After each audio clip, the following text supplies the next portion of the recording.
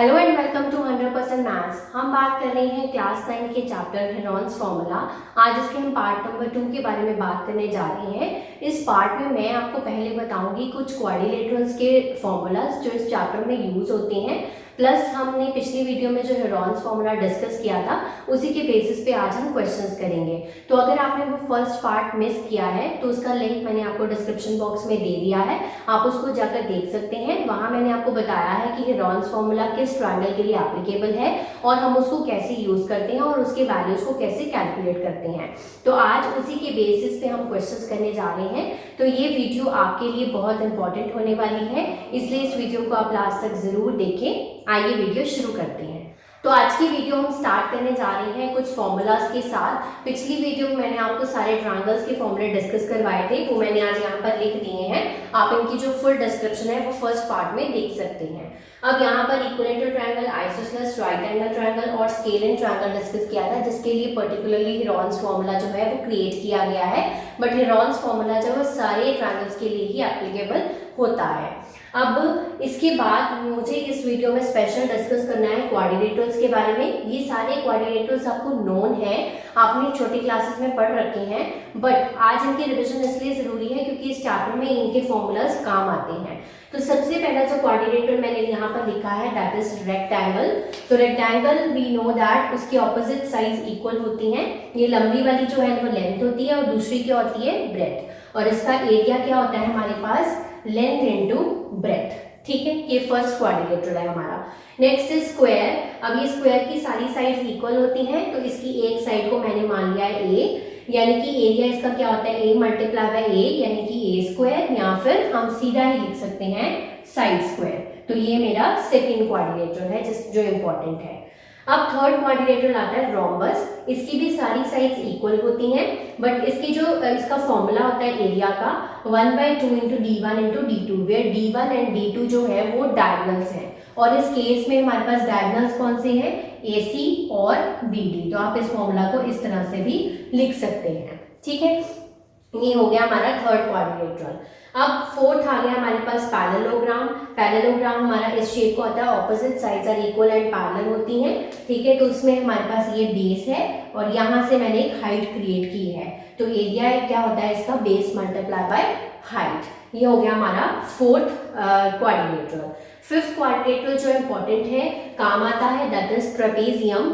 Trapezium में ए और B लिया है। ए और बी क्या है, दीज आर पैरेलल साइड्स हैं, और ये जो है इसकी नॉन पैरेलल साइड्स है। मैं एक बार यहाँ पर दोबारा क्रिएट करके बता देती हूँ आपको। ट्रेपेजियम ऐसा होता है हमारा, ट्रेपेजियम इस तरह का।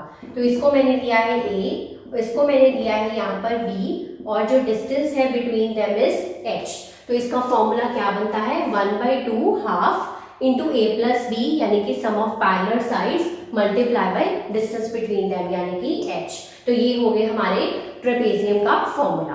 तो अब ये जो क्वाड्रिलेटरल्स हैं इनके फॉर्मूलाज आपको याद रखने हैं, और साथ ही साथ ट्रायंगल्स के भी। अब हम मूव ऑन करते हैं अपने क्वेश्चंस की तरफ और देखते हैं कि क्वेश्चंस में ये चीजें कहाँ काम आती हैं। तो ये है आज की वीडियो का सबसे फर्स्ट क्वेश्चन हमारा। अब यहाँ पर using Heron's formula area of triangle हमें कैलकुलेट करना है, जिसकी साइड्स की मेजरमेंट हमें दे रखी है 20, 30 एंड 40। तो सबसे पहली साइड ए को मान लिया 20, बी को 30 और सी को मान लिया हमने 40। तो हमारा हेरॉन्स फॉर्मूला क्या होता है, हेरॉन्स फॉर्मूला हमारा होता है area is equals to s into s minus a, s minus b and s minus c. जहां पर हमें पहले s कैलकुलेट करना है, that is called as semi perimeter, और वो हम कैसे कैलकुलेट करते हैं, a plus b plus c divided by 2 semi perimeter. तो a plus b that is 20 plus 30 plus 40 divided by 2। Total कितना आ जाएगा, 20, 30, 50, 50, 40, 90।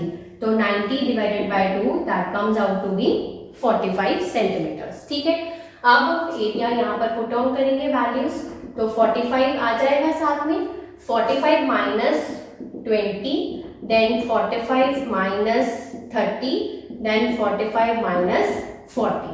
तो ये हमने वैल्यूज को पुट डाउन कर दिया। अब हम इसमें देखेंगे कैसे निकालना है हमें। 45 को अभी ऐसे रहने दीजिए आप, 45 minus 20 that is 25, then 45 minus 30 will be 15 and 45 minus 40 will be 5।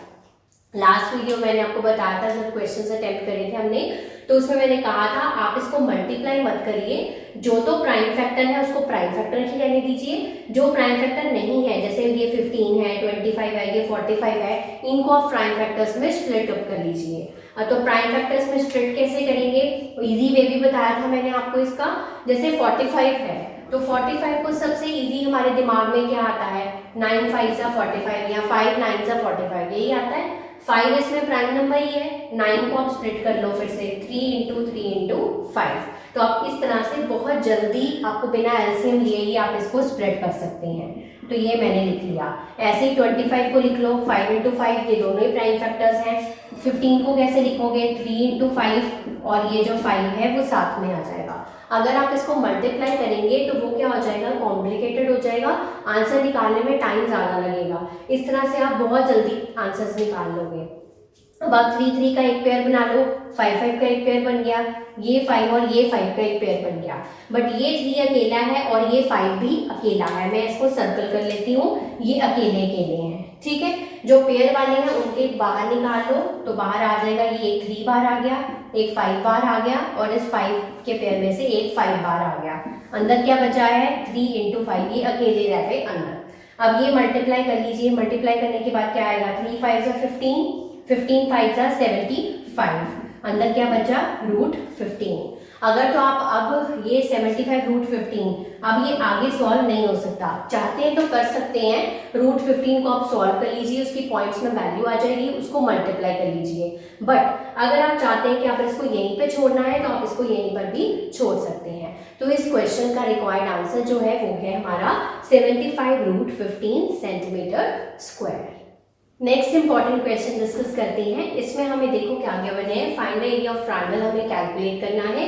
2 sides given है 8 एंड 11। तो सबसे पहले लिख लेते हैं, ए जो है यहाँ पर 8 सेंटीमीटर है और बी जो है वो 11 सेंटीमीटर है।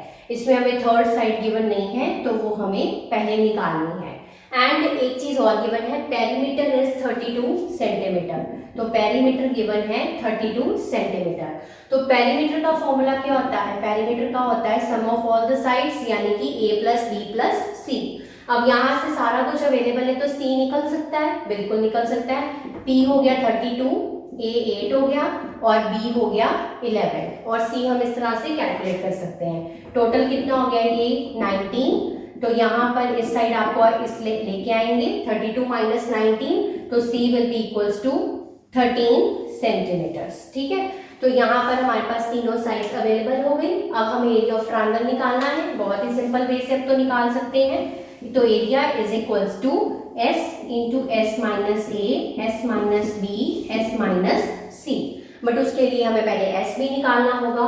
तो अब s तो हमारा सिंपल निकल सकता है। s क्या होता है हमारा a plus b plus c divided by 2, या फिर आप क्या कर सकते हैं, पेरीमीटर का हाफ कर सकते हैं, वो सेमी पेरीमीटर हो जाएगा, यानी कि p डिवाइडेड बाई 2, यानी कि 32 डिवाइडेड बाई 2 16। अगर किसी को इस चीज में कंफ्यूजन लग रही है तो आप क्या कर सकते हैं, a plus b plus c divided by 2 करके भी देख सकते हैं, तब भी आपका 16 ही आएगा। बट अगर हमारा जल्दी निकल सकता है तो हमें जल्दी काम करना होता है। तो इसमें हमें क्या करना है, देखिए पेरीमीटर गिवन है, सेमी पेरीमीटर क्या होगा, उसका हाफ होगा। सिंपल आप निकाल सकते हैं। यहाँ पर वैल्यूज पुट डाउन करिए, यहाँ पर आ जाएगा 16, देन 16 माइनस a यानी कि 8, देन 16 माइनस 11 एंड 16 माइनस 13, ठीक है। अब इसको हम लिख लेते हैं सारा माइनस करके, root of 16 into 16 minus 8 that is 8, 16 minus 11 that is 5 and 16 minus 13 is 3, ठीक है। फिर से इसको स्प्रेड करेंगे प्राइम फैक्टर्स में। अब आप देखिए 16 को कैसे कर सकते हैं, 16 को जल्दी जल्दी हमारे दिमाग में क्या आता है, 4 इंटू 4। तो 4 को कैसे कर सकते हैं, 2 इंटू 2। इस 4 को भी कैसे कर सकते हैं, 2 इंटू 2। तो आप बहुत ईजी वे से इस तरह से इसको स्प्लिट कर सकते हैं। तो 4 बार 2 आ गया। इसी तरह से 8 कैसे आएगा दिमाग में, 4 इंटू 2 आ गया दिमाग में। 4 को फिर से स्प्लिट कर दिया तो 3 बार कितना आ गया, 2 आ गया, 3 बार 2 लिख दिया, ठीक है। फिर 5 और 3 जो है वो ऑलरेडी क्या है, हमारे ऑलरेडी प्राइम फैक्टर्स है, ये हम स्प्लिट इनको नहीं कर सकते आगे। अब इनके पेयरिंग कर लेते हैं। तो पेयरिंग से हमें पता चला ये 3 पेयर बन रहे हैं। तो 3 पेयर से 3 2 जो है वो बाहर आ गए हैं। ये 2 5 और 3 ये अंदर ही रहेंगे क्योंकि इनके पेयर्स नहीं है हमारे पास। अब 2 × 2 × 2 दैट बिकम्स 8 और अंदर क्या बन गया मेरे पास 5 × 2 10, 10 × 3 30 दैट इज 8√30 सेंटीमीटर स्क्वायर। तो ये इस क्वेश्चन का रिक्वायर्ड आंसर है। नेक्स्ट क्वेश्चन पे मूव ऑन करते हैं। ये क्वेश्चन थोड़ा सा ट्विस्टेड है, देखिए कैसे है। The semi perimeter of a triangle is 132 centimetre. तो पहले जो गिवन है वो हम लिख लेते हैं। सेमी पेरीमीटर है 132 centimetre. Then product of the differences of semi perimeter and its respective sides. इसका क्या कहने का मतलब है?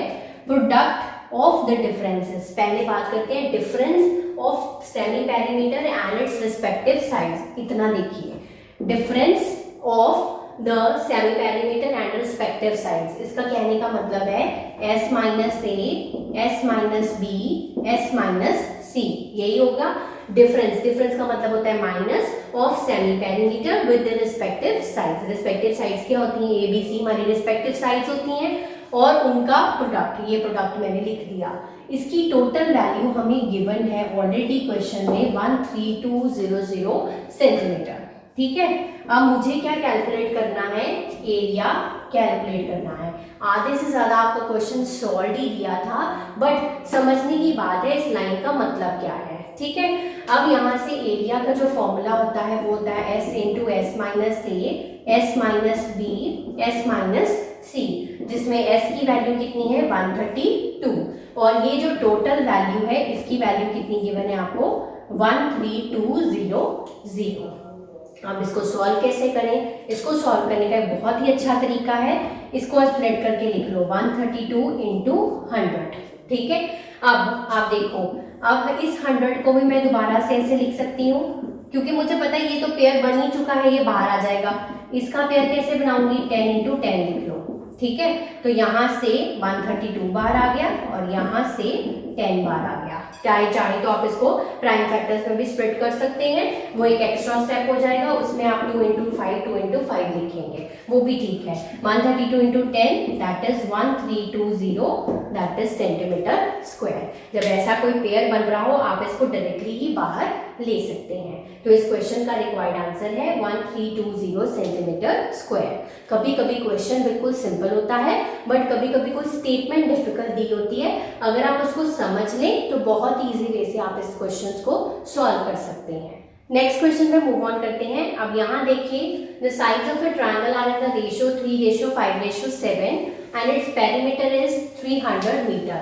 तो यहाँ पर जो पेरीमीटर है दैट इज गिवन 300 मीटर और रेशियो गिवन है साइड्स की, तो हम लेफ्ट मान लेते हैं। जो फर्स्ट साइड है हमारी 3x बन गई, b जो है वो 5x बन गया, c जो है वो 7x बन गया। ठीक है, यहाँ से रेशियो को इस तरह से सपोज कर लिया। अब पेरीमीटर क्या होता है? a + b + c, यही होता है। अब यहाँ से पेरीमीटर हमें 300 गिवन है, यहाँ से हम डालेंगे 3x, 5x और 7x।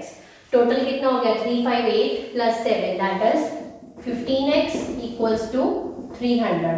तो x की वैल्यू कितनी आ रही है हमारे पास? 20 आ रही है। अब x की वैल्यू अगर 20 है तो a साइड कितनी हो जाएगी? 3 × 20 that is 60 metres. b side जो है वो 5 × 20 दैट इज 100 मीटर और c साइड जो है वो कितनी हो जाएगी? 140 मीटर। ठीक है, तो यहाँ से हमने तीनों साइड्स तो निकाल ली। अब हमें इसके एरिया के लिए क्या चाहिए होता है? सेमी पेरीमीटर चाहिए होता है। तो सेमी पेरीमीटर आप डायरेक्टली निकाल सकते हो पेरीमीटर का हाफ करके, यानी कि 300 / 2 दैट इज 150 मीटर्स, राइट। अब एरिया का फॉर्मूला लिखेंगे, area is equals to same formula s × s minus a, s minus b, s minus c। s कितना है हमारे पास? 150। देन 150 माइनस a की वैल्यू कितनी है? 60। Then 150 minus 100, then 150 minus 140। ठीक है, अब इसको हम माइनस करेंगे। सबसे पहले माइनस करने के लिए ये 150 ही रहेगा। 150 माइनस 60 ये कितना हो जाएगा? 90। Then 150 minus 100 that is 50। 150 minus 40 that is 10। अब इनको हम प्राइम फैक्टर्स में स्प्लिट अप करेंगे। तो ये प्राइम फैक्टर्स में स्प्लिट कैसे होंगे? सबसे पहले है 150। तो 150 जो है सबसे पहले कैसे दिमाग में आएगा? 3 इंटू 50, ठीक है, 3 इंटू 50। अब 3 तो प्राइम फैक्टर ही है, 50 को स्प्लिट कर लो। 50 को कैसे करोगे? 2 इंटू 25। अब देन 25 को कैसे करोगे? 3 इंटू 2 इंटू 5 इंटू 5। तो आप डायरेक्टली इस तरह से स्प्लिट अप कर सकते हो, 3 इंटू 2 इंटू 5 इंटू 5। देन 90 को कैसे करोगे? 3 इंटू 30, 3 तो प्राइम फैक्टर ही है, इसको करो 3 इंटू 10 और फिर 10 को कैसे करोगे? 5 से। तो 3 into 3 into 2 into 5, 3 into 3 into 2 into 5। ये पहले 150 का है और ये 90 का। देन 50 का आप ऑलरेडी कर चुके हो। 50 का क्या आएगा आपका? 2 इंटू 5 इंटू 5। देन 10 का कैसे आएगा? 2 इंटू 5। अब आप इसमें से चेक कर लो कौन कौन से पेयर बन रहे हैं। तो सबसे पहले पेयर बनाने के लिए सबसे पहले मैं चूज करूंगी 5 का डायरेक्ट पेयर है, 3 का डायरेक्ट पेयर है, देन ये 5 का डायरेक्ट पेयर है, देन इस 2 के साथ इस 2 को लग गया, देन ये 5 के साथ ये 5 हो गया, देन ये 2 के साथ ये 2 हो गया। ठीक है, सिर्फ बचा क्या हमारे पास? यहाँ पर 3 बचा। यहाँ से हम पेयर्स को बाहर ले लेते हैं। तो ये जो मैंने पेयर वाले थे वो सारे बाहर निकाल लिए हैं, 5 into 2 into 3 into 5 into 5 into 2 और अंदर सिर्फ 3 ये जो बच गया था लास्ट वाला। तो इसको हम मल्टीप्लाई करेंगे। 5 2 जा 10, 10 3 जा 30, 35 जा 150, 150 2 जा 300, 300 इंटू 5 दैट इज 1500। तो 1500 बाहर आ गया और अंदर √3 सेंटीमीटर स्क्वायर। तो ये इस क्वेश्चन का रिक्वायर्ड आंसर है 1500 √3 सेंटीमीटर स्क्वायर। तो आज की वीडियो के लिए इतना ही। आज हमने हेरॉन्स फॉर्मूला के ऊपर बेस्ड कुछ क्वेश्चंस देखे हैं, साथ ही साथ कोऑर्डिनेटर्स के जो फॉर्मूलाज हमारे इस चैप्टर में यूज होने वाले हैं उनको डिस्कस किया है। तो नेक्स्ट वीडियो में हम इसी हेरॉन्स फॉर्मूला के ऊपर जो क्वेश्चंस हैं उन्हीं को कंटिन्यू करेंगे। तो कोई भी वीडियो इस चैनल का और हमारे इस चैप्टर का ना मिस करने के लिए आप हमारे चैनल को सब्सक्राइब जरूर करें और बेल आइकन को जरूर प्रेस करें ताकि वीडियोस की नोटिफिकेशंस आप तक पहुंचती रहें। और एक और बात, आप इनको डिफरेंट क्वेश्चंस के साथ जरूर प्रैक्टिस करें। कोई डाउट आए तो मुझे आप कमेंट सेक्शन में कमेंट करके पूछ सकते हैं, मैं उसका आंसर आपको जरूर दूंगी। तब तक आप इसको प्रैक्टिस करें, रिवाइज करें। Have a nice day.